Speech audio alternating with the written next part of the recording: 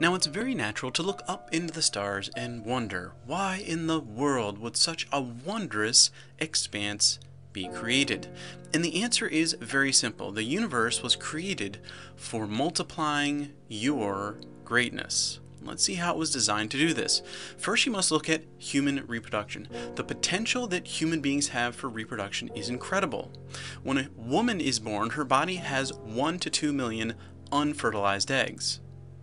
Alongside her, the man's body is able to produce hundreds of millions of sperm every day. That gives us essentially an almost unlimited potential for bringing forth children into the world. And if you look at Adam and Eve, originally they weren't supposed to die.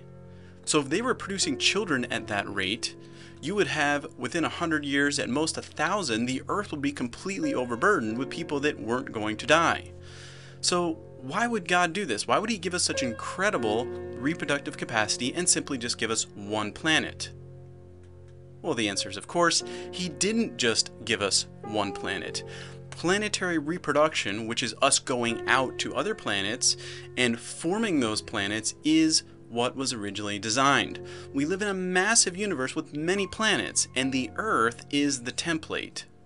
He gave us the Earth to learn from, and most importantly, to walk with him and learn. You can't just study the earth by yourself and figure out how to redo that. You have to go to the master, the original creator, learn with him, see what he did on here on earth, and then we'd be ready as a race to go out and colonize throughout the universe.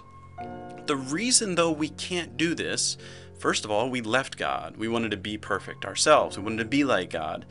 That has resulted in perfect reproduction. We are now creating things that can't grow, and that's the problem.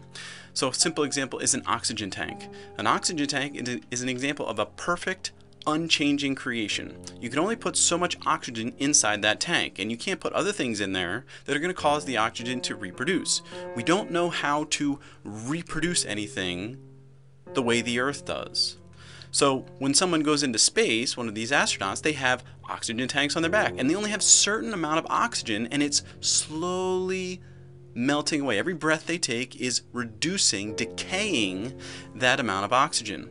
The spaceship itself is like a mini Earth. You have energy, you have fuel, you have systems, electrical, and all these things, and oxygen and water, all the things you need.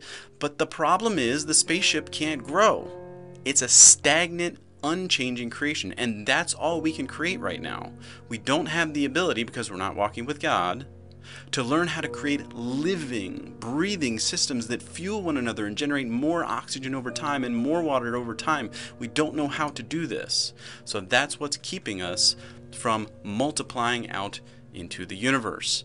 So what can we learn from these principles? Well, very simply, God designed the universe, not the earth, for humanity's fruitful multiplication.